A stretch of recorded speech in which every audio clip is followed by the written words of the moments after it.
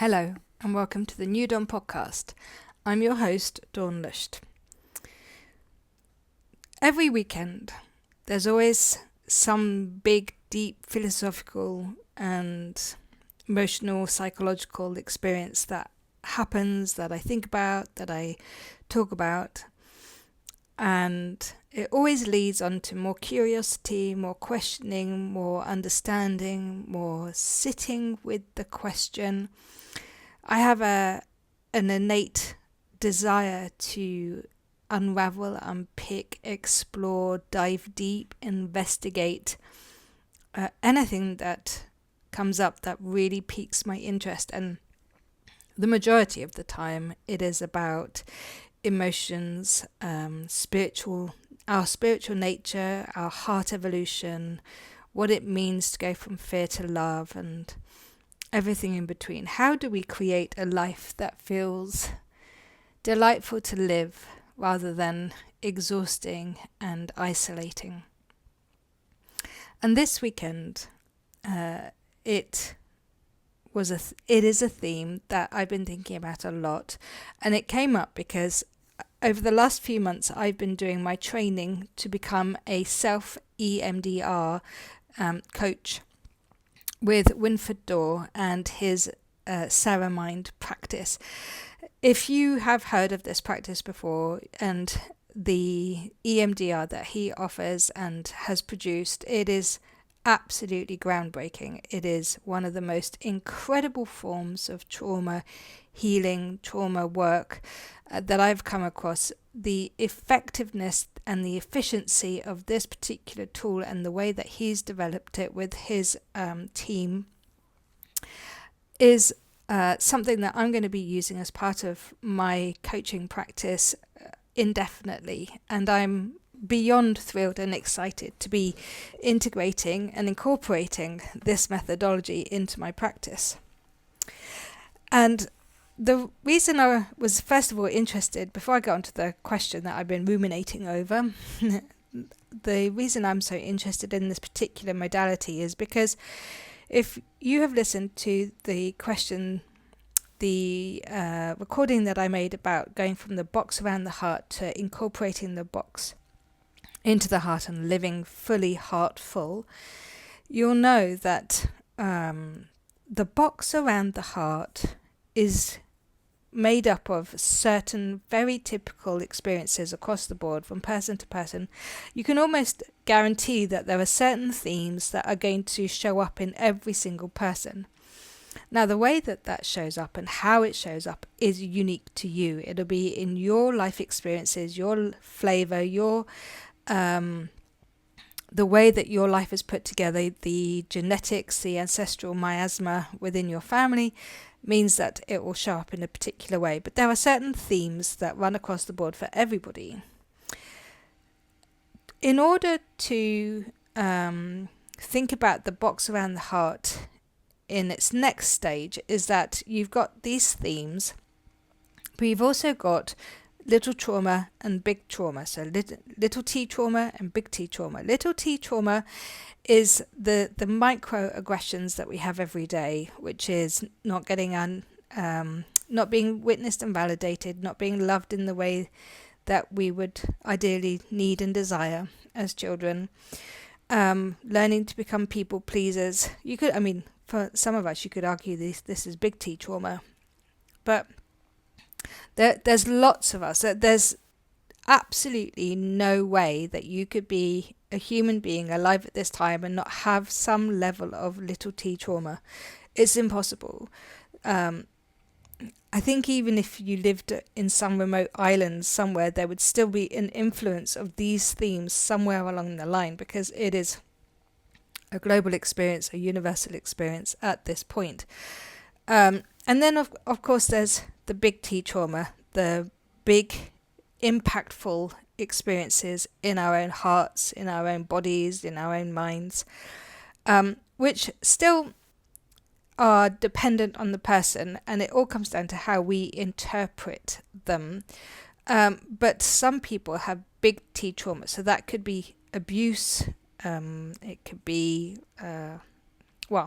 most of them are abuse, but they have different flavors of those kind of things. And so sexual abuse, emotional abuse, physical abuse, all of those come under the big T trauma. It can also be things like car accidents, death in the family, or death for something that you love and cherished. Divorce can be a big T trauma. There's actually quite a lot of them. But the emotional impact that these big T traumas have on the nervous system and in the body means that the echo of this trauma sticks around for a really long time. It's almost hardwired. It's so terrifying that the whole nervous system and the whole body reorientates itself to keep itself safe from the most traumatic thing it's ever experienced, and then to hypervigilize to make sure that this is never going to happen again. And so the world then becomes extremely small, trying to keep yourself safe from what's happened and then from it ever happening again. EMDR is one of the most important tools, I think, for trauma healing, because it helps with the elimination and the diminishment of the emotional charge attached to the trauma. This actually can be big T trauma or little t trauma. It doesn't really matter. It's whatever's showing up in your life that's creating a trigger. So if you're finding that you're having an emotional trigger that's happening over and over again, so your body's responding into fight or flight, or you're spending a lot of time in fight or flight, or even freeze, or you've got some sort of addiction or control or suicidal thoughts or OCD, stuff like that, then it's likely that you have the emotional charge attached to these experiences that, with the help of EMDR, can be released. And that's absolutely incredible, because once it's released, it means that it creates a completely different life experience. You don't have to live your life through the lens of fear. You don't have to wait for the other shoe to drop. You don't have to constantly be on guard, on edge, waiting for something else to happen. I see this a lot with those of us who've been betrayed in very close relationships, whether that's primary caregivers or later on in our romantic experiences. But that level of betrayal is like actual breaking of the heart, and that creates trauma. And it doesn't just go away. We think that time heals, but actually with this kind of stuff it doesn't. It compounds, and we learn these behaviors that keep reinforcing this level of pain and trauma to keep ourselves safe. It's a survival mechanism, and it totally makes sense.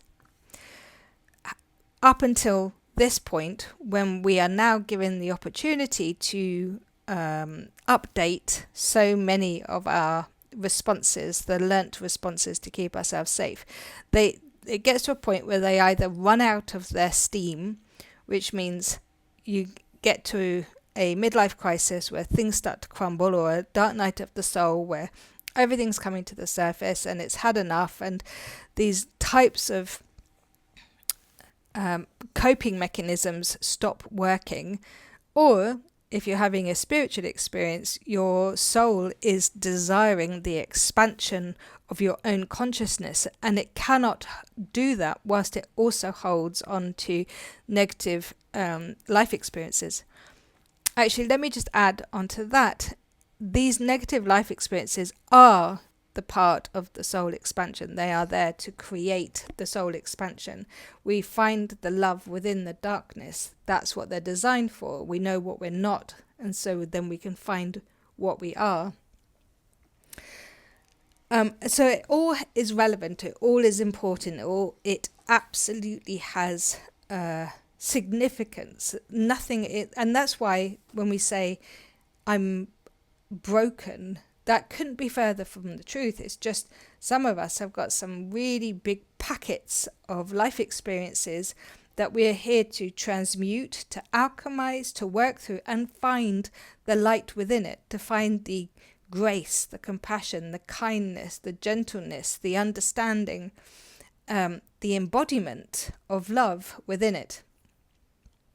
And there's a side note to that too, which is depending on what kind of life experience you've signed up for, it might be that this is the first time in your life experience, that you're learning what love even is. You know, it's definitely something that I've been learning for quite some time now, especially when I first started hanging out with the New Age crowd, and they would say, you know, love is the answer. Just find love, sit in love. And I'd get quite cross because I didn't know what that meant. I didn't have a lived experience or an embodiment of that. It felt out of reach. And yet at the same time, I felt shame that I wasn't able to do that, like there was something wrong. And that's not the case at all, not even for a little bit. I know that I found love in my darkness. That was what it was there for. It was a path home. It was a path to find how to release the box from around my heart and embody those experiences so that I can live a fullest heartful expression of myself. Anyway, back to the point at hand. If EMDR is here to reduce the emotional charge of the memory, my question was, does it eliminate the identity that's created by the trauma? So you might wonder what that means. And essentially, we are constantly creating our identity. Every action that we do compounds, which therefore creates a behavior, and the behavior then creates a set of thoughts, which reinforces a behavior and then action. So it just loops around over and over again until we believe that that's who we are.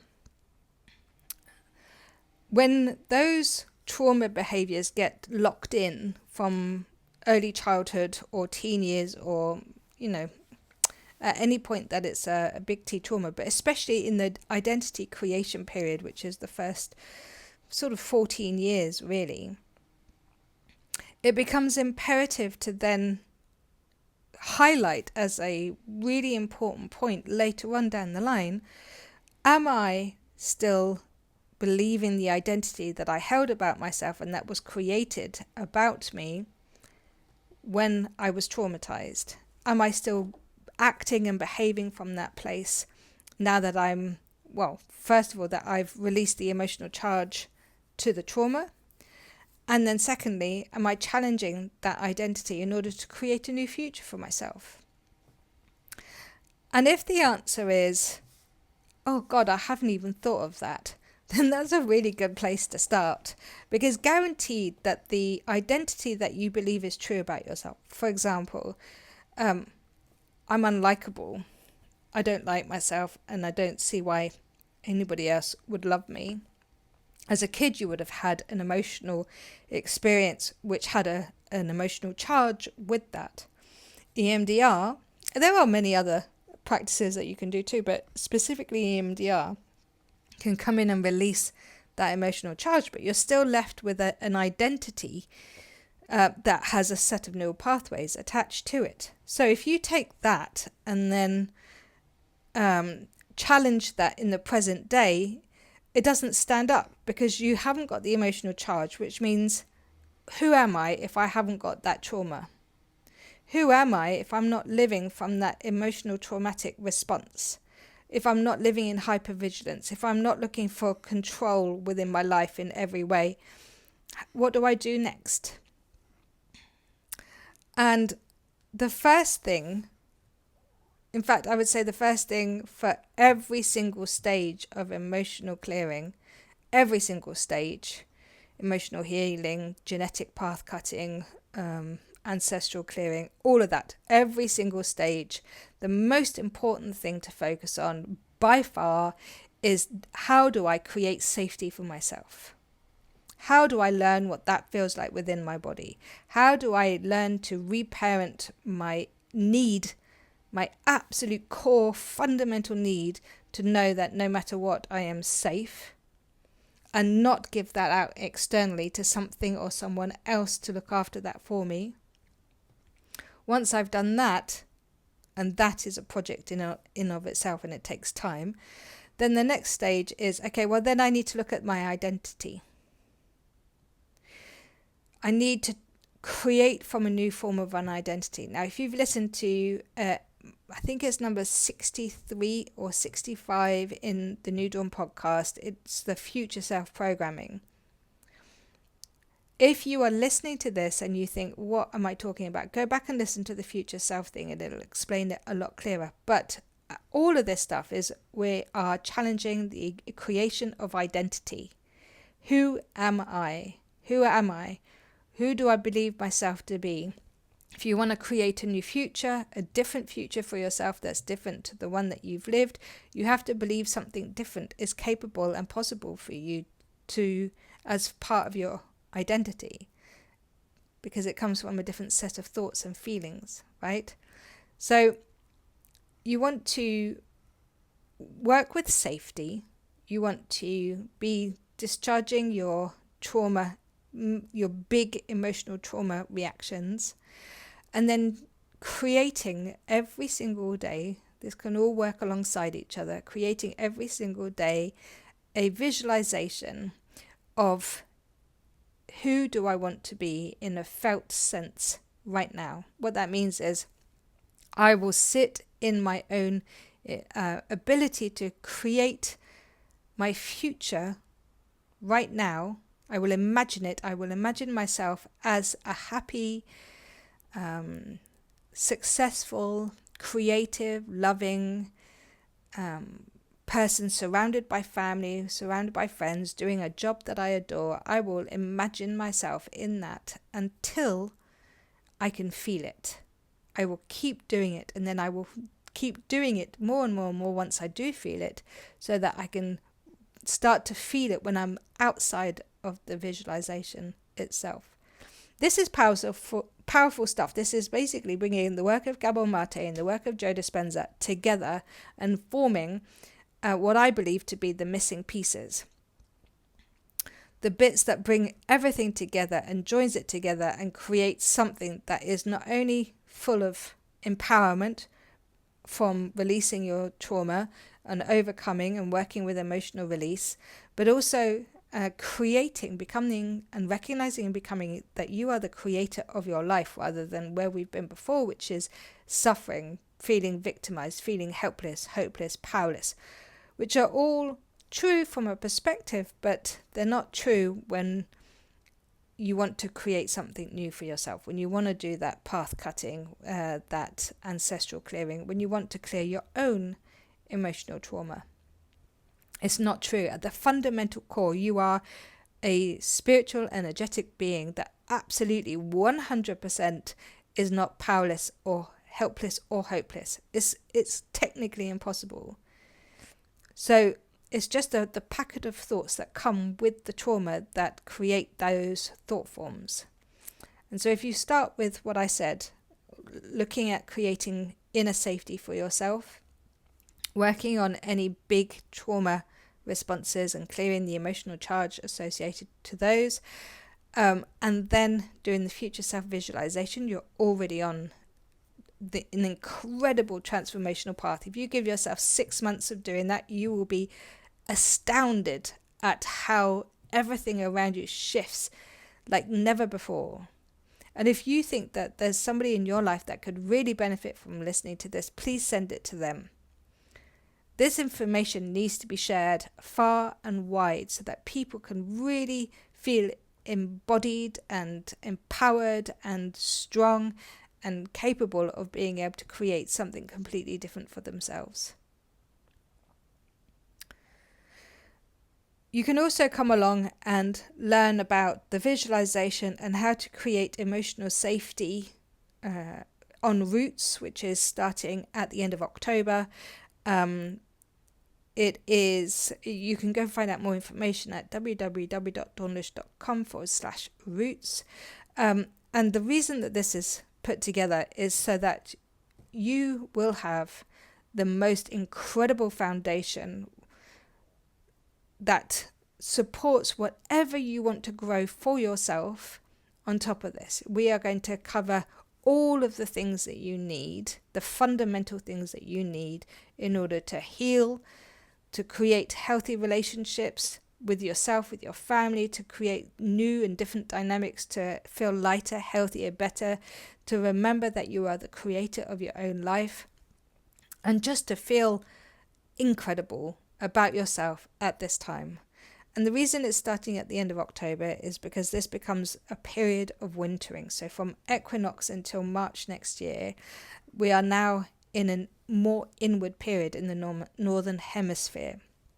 And this period of wintering is important for the growth and the change and the transformation that happens naturally if we're connected to the seasons. Okay. So go and check that out. If you know anybody who would also benefit, like I said, please share this audio with them. I'll put the links in the show notes. And if you want to be kept up to date with all of this information and you haven't yet signed up to my weekly insights letter, I'll put that information in the show notes too. But in the meantime, please know that no matter where you find yourself right now, that if there's any period of discomfort, anything that feels uncomfortable, that's not working for you, that it is 100% here for the expansion of you. If you face it, you go towards it, you experience it, it is going to become the composting for your growth over the next 6 months. Don't run, don't hide. I will hold your hand. I will give you cuddles. I will love you exactly as you are. You are perfectly made. And that's it for now. Please keep believing in yourself. Please keep exploring, staying curious, showing up, being present, loving yourself exactly as you are. And in the meantime, have a great week.